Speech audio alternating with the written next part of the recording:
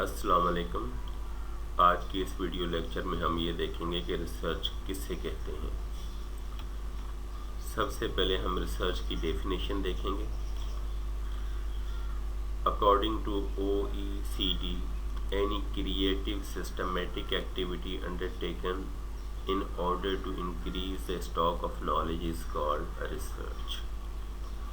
यानी कोई भी ऐसी क्रिएटिव और systematic activity, systematic means step by step activity की जाए जिसके नतीजे में स्टॉक ऑफ नॉलेज में इजाफा हो, तो इसको हम रिसर्च कहते हैं। और स्टॉक ऑफ नॉलेज का यहाँ पर मतलब है जो ऑलरेडी नॉलेज मौजूद है उसमें इजाफा हो, तो उसको हम रिसर्च कहेंगे।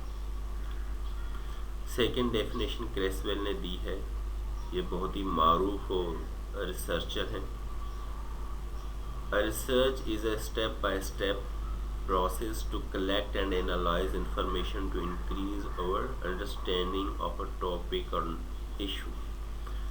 इसका मतलब भी वही है कि रिसर्च एक ऐसा सिस्टमेटिक प्रोसेस है, स्टेप बाय स्टेप प्रोसेस है जिसमें हम डेटा कलेक्ट करते हैं, उसको एनालाइज करते हैं और उससे जो इंफॉर्मेशन हमारे पास आती है उससे हमारे जो इश्यूज होते हैं, जो हमारा टॉपिक होता है जिस पे हम काम कर रहे होते हैं, उसके बारे में हमारी अंडरस्टैंडिंग बढ़ जाती है। आइए एक छोटी सी एग्जांपल लेते हैं कि स्टॉक ऑफ नॉलेज में कैसे इजाफा कर रही है रिसर्च, और इस रिसर्च से टॉपिक या इशू जो हमने चूज़ किया हुआ होता है उसके ऊपर हमारी अंडरस्टैंडिंग कैसे बढ़ती है। मैंने थोड़ा ही अर्सा पहले एक रिसर्च की है जिसमें मैंने ये देखने की कोशिश की है कि कोविड-19 के दौरान यूनिवर्सिटी के स्टूडेंट्स को ऑनलाइन क्लासेस लेने में क्या क्या डिफ़िकल्टीज़ दरपेश आई हैं।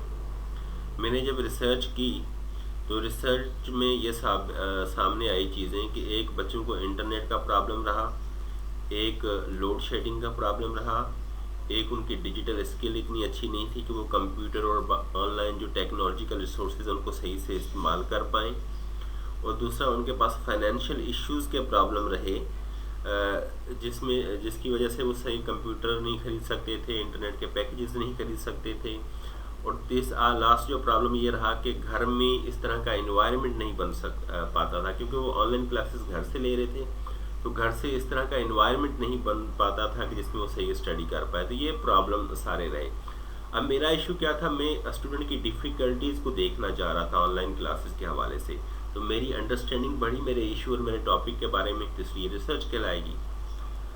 अब ये रिसर्च इंशाल्लाह 2 या 4 महीनों के बाद पब्लिश हो जाएगी। जब पब्लिश हो जाएगी तो ओवरऑल जो स्टॉक ऑफ नॉलेज है उसमें इजाफा होगा।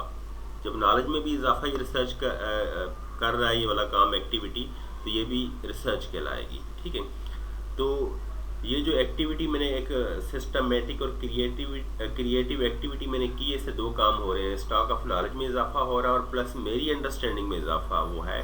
Therefore it is called a research. तो आइए हम नेक्स्ट ये देखते हैं कि एक अगर रिसर्च पेपर लिखना हो तो उसके जनरली पार्ट कौन कौन से होते हैं, कौन कौन से उसके हिस्से होते हैं, ये ज़रा देख लेते हैं। तो जब भी आपने रिसर्च पेपर लिखना है तो सबसे पहला जो पार्ट होता है, जो हिस्सा उसका सेक्शन होता है, वो होता है टाइटल या टॉपिक। सबसे पहले आप टॉपिक या टाइटल लिखते हैं, उसके बाद आप ऑब्स्ट्रैक्ट लिखते हैं, फिर आप इंट्रोडक्शन लिखते हैं, उसके बाद लिटरेचर रिव्यू लिखते हैं, फिर मेथडोलॉजी का सेक्शन आता है, फिर रिजल्ट्स आते हैं, फिर रिकमेंडेशंस आते हैं, उसके बाद कंक्लूजन होती है और फाइनल में रेफरेंसेस। इसमें जैसे सबसे पहले टाइटल आ गया, ऑब्स्ट्रैक्ट आ गया, जो इंट्रोडक्शन है इसके अंदर ही जो है further research questions, justification of research, purpose of research भी आता है। फिर जो लिटरेचर रिव्यू है इसके भी फर्दर सेक्शन हो सकते हैं, अंदर इसके बनाए जा सकते हैं।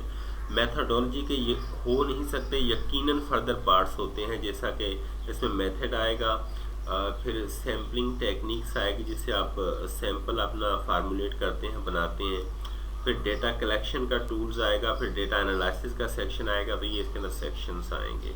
और रिकमेंडेशन की बात की जाए तो ये कुछ रिसर्च पेपर्स में रिकमेंडेशंस होती हैं, कुछ में नहीं होती। कंक्लूजन लाजमी हिस्सा होता है, रेफरेंसेस भी लाजमी हिस्सा होते हैं। जो हमारी नेक्स्ट वीडियो होगी उसमें इंशाल्लाह हम इन सब पार्ट्स को थोड़ा डिटेल से देखेंगे। میرے اس چینل کو برائے مہربانی سبسکرائب کر دیں، لائک کر دیں اور شیئر کر دیں تاکہ میری حوصلہ افزائی ہو، اور انشاءاللہ نیکسٹ جو ویڈیو لیکچرز ہوں گے وہ بھی ریسرچ پر ہی ہوں گے. لیکن اگر کسی بہن کو یا کسی بھائی کو کسی پرٹیکولر ٹاپک کے حوالے سے کوئی ویڈیو چاہیے یا وہ اس کے بارے میں سمجھنا چاہتے ہیں تو وہ نیچے کمنٹس میں لکھ سکتے ہیں. انشاءاللہ میں اس کے اوپر بھی ویڈیو بنا دوں گا انشاءاللہ. بہت بہت شکریہ آپ لوگوں کا.